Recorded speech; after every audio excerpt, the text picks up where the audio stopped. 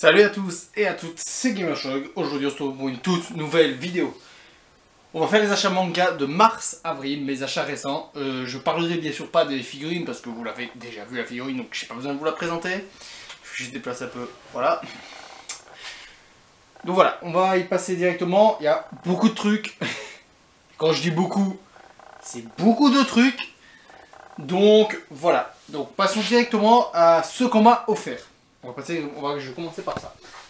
Alors, je vous en ai parlé dans la vidéo 2. Merci pour les 200 abonnés. Manga que l'autre gamer m'a offert. Assassin's Creed Blade of Shao Chun, tome 1. Alors, il me l'a offert parce qu'il a pas aimé. Oh oui, c'est pas un cadeau genre gentil. Non, non, j'ai même pas encore lu, les gars. Pour vous dire à quel point j'en avais rien à foutre. J'ai même pas lu. J'ai même pas encore lu ce truc-là. Vous vous rendez compte à quel point j'en ai rien à foutre de ça. Mais voilà, ça rajoute un manga dans ma collection. On va pas se plaindre de ça. Mais donc voilà, Assassin's Creed. Voilà, Assassin's Creed. Cadeau comment faire Batman, un deuil dans la famille, le tome 3. C'est la série avec la cour des hiboux et ça c'est le troisième. Alors c'est parce que ma mère sait que j'adore le Joker. Ce qui est vrai, j'adore vraiment le Joker comme personnage. Et donc voilà, et j'avais déjà entendu parler de cette histoire du Joker qui enlève une partie de sa tête et tout ça. J'avais jamais lu, j'ai pu la lire enfin. Ça vaut vraiment la popularité de ce volume, de Scott Snyder, frère de Zack Snyder, non pas du tout, mais qui est vraiment fantastique cette histoire. Les dessins sont corrects, mais j'adore beaucoup la narration et comment on ressent la folie du Joker là-dedans, je trouve ça incroyable. Mais vraiment, ça fait partie des choses les plus incroyables de l'univers. Tout ce qui est univers Batman, ça je kiffe. Moi, c'est mon super-héros préféré avec Spider-Man. Donc on passe à du lourd. Le tome 33 de l'Attaque des Titans. L'avant-dernier tome, il est bien précisé. Le prochain sera le dernier. J'ai fini Attack on Titan. Si vous n'avez pas vu les vidéos, si vous n'avez pas vu la vidéo sur le dernier chapitre, allez la voir. On va pas parler de ça aujourd'hui. Mais donc voilà. Ah, mais le prochain tome sera le dernier. On a juste appris que pour le dernier tome, il y aura des pages en plus. Donc voilà.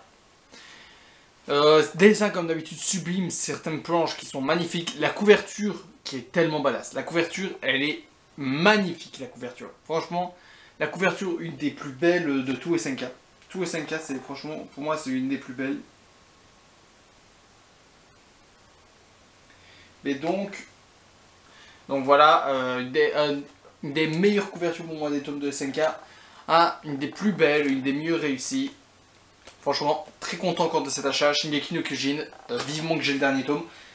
Faudra que je complète les trous dans ma collection de Shingeki no Kyojin, mais j'ai vraiment pas envie d'acheter ce tome-là. Voilà.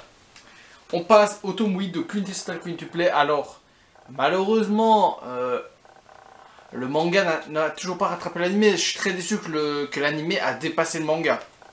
Que l'anime il a dépassé à une vitesse.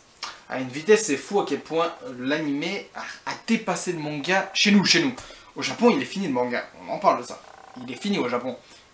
Je sais pas ce qu'ils attendent pour les sortir la suite vite. Mais voilà. En tout cas, on l'a. On a le tome 8. Les dessins sont toujours aussi sympas. J'aime une couverture qui met en avant Nino. Il y avait... je vérifie quand même. Ouais, donc le prochain tome mettrait en valeur Miku. Normalement, si tout va bien, il mettra en valeur Miku si on suit l'ordre des tomes. Parce que l'ordre des filles à chaque fois, c'est d'abord Itsuki dans les tomes, puis Chika, puis Nino, puis Miku, puis Yotsuba, et après on a recommencé cette chaîne-là. Donc on verra bien, en tout cas couverture très sympathique avec Nino en robe de mariée, ma deuxième préférée. Voici les principaux résultats.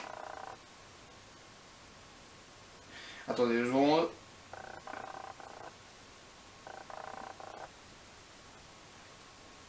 Hop. Donc continuons. Le tome 2 de Demon Slave, je commence vraiment à bien aimer ce que ça raconte. Alors l'Ichi, je trouve que ça va quand même beaucoup trop loin. Le Ichi, je trouve que c'est... En fait, le Ichi, il est marrant. Le litchi il est marrant, mais je trouve qu'il est un peu à foison à certains moments. À certains moments on en a comme beaucoup trop, mais ça reste comme super sympa et à certains moments t'as vraiment des planches très belles et des combats vraiment très sympas. Où tu ressens vraiment de l'impact. Et j'ai l'impression que là, le scénario avance déjà bien plus. On a du suspense qui commence à rentrer entre les deux personnages. Vous voyez très bien, Luigi. Il y a eu des fonds d'écran bonus avec, voilà. Ça n'a pas augmenté le prix du tome, mais donc voilà. Il y a des combats que je trouve vachement stylés avec des dessins vraiment super sympas et de la vraie stratégie, où il y a de la vraie stratégie où tu découvres vraiment des trucs.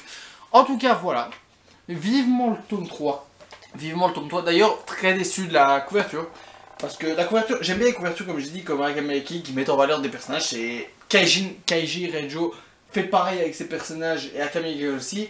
Sauf que pour Akamega Kill et Kaiji Rejo, ça marchait car c'était le personnage mis en avant. Alors que elle a été mis en avant le tome avant. Et on la voit presque pas en fait dans ce tome là.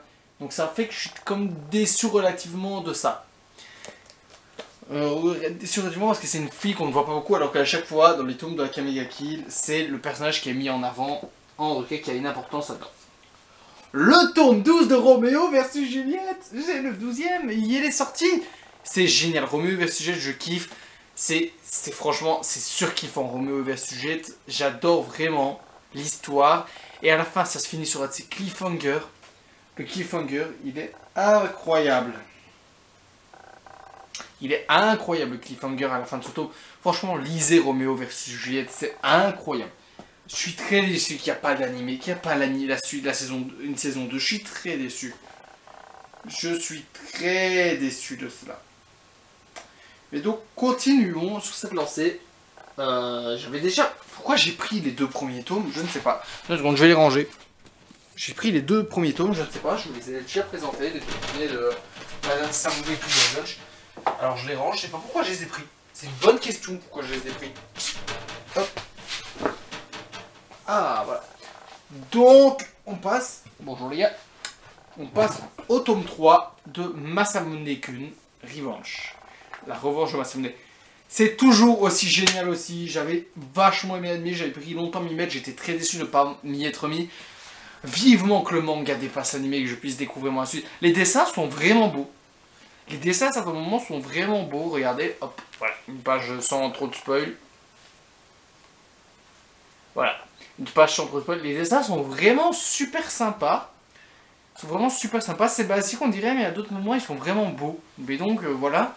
Ah, super achat qui me fait, encore une fois, vachement plaisir, bien sûr. Je vais pas mentir, hein, ça fait vachement plaisir. Hâte de voir la suite. Alors, eux, je devais les acheter en mois de mars. Au mois de mars. Le tome 1 et 2 de Ren Taglefen, publié par la nouvelle maison d'édition Noël Graphique. Graphique. Mais donc voilà, qui nous met en avant en Shizuru et Mami. J'attends le tome 3 pour avoir... bien sûr, ma magnifique Sarah Shinaru Luka. Ah, mais donc voilà. Et ce qui était très bien avec, on a des points que vous pouvez utiliser sur le site, que bien sûr je ne vous montrerai pas, et aussi des cartes des personnages. Donc j'ai une carte de Shizuru et une carte de Mami. C'est franchement une super bonne idée, je trouve, parce qu'en même temps, ça récompense, mais ça fait plaisir d'avoir ça en plus, qui permet de mettre en avant les personnages qui sont dans le tome. Je trouve ça super sympa pour les fans qui ont vu l'anime, bien sûr. Et ce que j'avais eu avec, parce que j'avais pris ça le jour même, hop, deux posters de Machel qui est un... Comment ça s'appelle encore cette merde, un webtoon, je crois que c'est bien ça. Dites-moi si je me trompe en commentaire, dites-moi si je me trompe, mais Machel, il me semble que c'est un webtoon à la base, qui est adapté en manga du coup, et hop, poster de Gum, le poster de Gum qui est en carton, qui cartonnait, je l'ai eu gratuitement, il est sublime le poster de Gum, je le trouve incroyablement beau, le poster de Gum. Je sais pas ce que vous en pensez, mais le poster de Gum, je le trouve vachement beau. Dites-moi ce que vous en pensez en commentaire, bien sûr. Mais incroyable, franchement, incroyable de nouveau. On passe aux 4 petits derniers. Les 3 derniers tomes de Mushoku Tensei qui sont sortis actuellement. Les 3 derniers et le premier de Mushoku Tensei, les aventures de Roxy. Vu que j'ai terminé ce qui est sorti en manga de Mushoku Tensei, je me suis mis à les aventures de Roxy. Je donnerai mon avis après vous avoir parlé de Mushoku Tensei, non. Eh ben, ça change encore une fois de ton. On rentre encore une fois dans un nouvel arc. On a à nouveau les conséquences de... Spoil pour ceux qui n'ont pas vu l'anime, de la catastrophe magique. On a la suite du problème de la catastrophe magique. Mais on a encore une fois d'autres perspectives. l'univers est encore développé, où il nous parle de sujets qui peuvent être encore d'actualité malheureusement, et c'est bien triste. Des sujets qui peuvent encore, malheureusement, qui passent encore de nos jours. Franchement, Mushoku Tensei, alors on peut dire ce qu'on veut, les combats, il y en a peut-être pas beaucoup. C'est pas un anime à combat, les gars. Franchement, ceux qui se plaignent, ouais, ça il n'y a pas beaucoup de combats, je peux comprendre ça. Je peux vous comprendre, mais c'est pas ce que raconte Mushoku Tensei. Il raconte plus le développement de personnages. C'est un parti pris, faudra vous adapter. C'est un animé qui prend... oui c'est un animé aussi. Un animé, un manga, qui prend son temps. Qui prend le temps de placer ses personnages. Qui prend le temps de les développer. Qui prend le temps de les montrer. Mais le parti pris là-dedans, de ce développement, de ce grand développement qui est entre les personnages, c'est que malheureusement, il n'y aura pas beaucoup de combats. Parce que les combats, ça peut aider au développement. Le peu de combats qu'il y a dans Mushoku sont importants. Racontent quelque chose par rapport au personnage, ou alors mettent en avant un personnage. C'est pas le souci à ce niveau-là, mais c'est que souvent ces combats ne sont pas obligatoires et on n'a pas besoin de les voir. C'est pour ça qu'en général, des combats, on n'en voit pas beaucoup. Il y a ces combats ne racontent rien. Prenons un exemple. Dernier épisode de Mushoku Tensei. Quand il y a un combat contre un monstre, le combat, est-ce que c'est le combat qui est important dans ce dernier épisode? Ou est-ce que c'est ce qui s'est passé? Pour rappel, ce qui s'est passé, c'est que Rudeus, comment il s'appelle encore, Iris et Louiseld, le Speld en gros, voient des enfants se faire attaquer par des monstres et en train de perdre, et au lieu de réagir, Rudeus dit attends qu'ils soient dans la merde, avant de les aider, comme ça ils auront de la reconnaissance pour toi. Résultat, un d'entre eux meurt, et ça provoque une dispute parmi le groupe et ils se battent quand même au final pour le tuer. Voilà, ça raconte quelque chose en gros. C'est les combats de Mushoku, c'est pas un combat pour faire un combat. Chaque combat, à chaque fois qu'il y a du combat, il y en a pas beaucoup, mais à chaque fois qu'il y a du combat, ça sert pour le développement de Rudeus ou d'autres. Voilà. Voilà, et après je peux comprendre que ça gêne dans un isekai, que vous n'ayez pas beaucoup de combats, qu'il se passe pas grand chose. Mais c'est un parti pris, moi j'aime beaucoup, mais je peux comprendre ceux qui n'aiment pas ça. Passons à Mushoku Tensei Roxy. Alors, le concept est très sympa. Le concept, j'ai aucun souci. Roxy, je la surkiffe. Franchement, je la mets facile dans mon top 20. Ouais.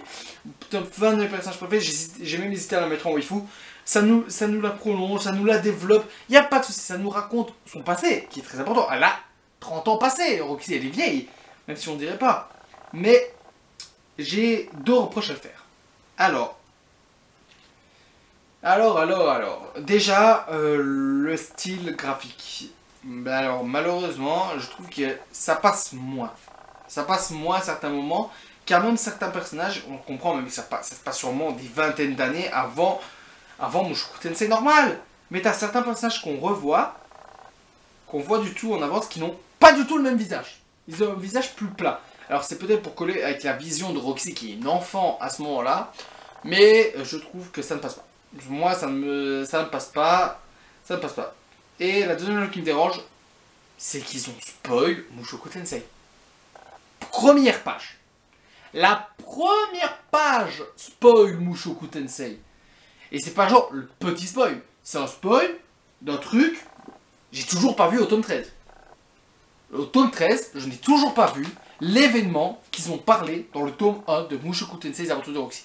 Ce qui est très grave. C'est spoilé en manga. Si c'était un light novel et que c'était déjà sorti, ça m'aurait pas posé de problème. Ou alors si c'était prévu, si c'était marqué, et oui, attention, ça va spoil le Mushoku Tensei. Ok, pas de soucis. Tu me préviens, c'est à moi de choisir si je veux regarder ou pas. Mais le problème, c'est que d'ailleurs, c'est très incohérent, sans vous montrer plus loin. En gros, tout le monde flash forward. Flash forward, c'est un événement du futur, qu'on te montre plus tard. Mais Roxy, dans cet événement du futur, c'est-à-dire événement qui est dit, où on te dit, elle connaît Rudeus. Donc normalement, elle est censée avoir son physique d'adulte. Où on la voit comme ça, ce qui est déjà très problématique. Mais ils ont allègrement spoilé la suite, et il n'y a rien qui prévient qu'on va se faire spoil. Mais donc voilà, c'était ce que j'avais à dire sur ce tome. J'espère que cette vidéo vous a plu. Très content de mes achats. Il y en a beaucoup. C'est pour mars et mars-avril. Mais juste, j'ai pas acheté le visoire, ça ne m'intéresse pas malheureusement. Et je vais me prendre, arrête de me chauffer Nagataro, je vais me le prendre. Mais donc voilà, j'espère que cette vidéo vous aura plu. Lâchez un like, commentez la vidéo. Bye guys, Minda.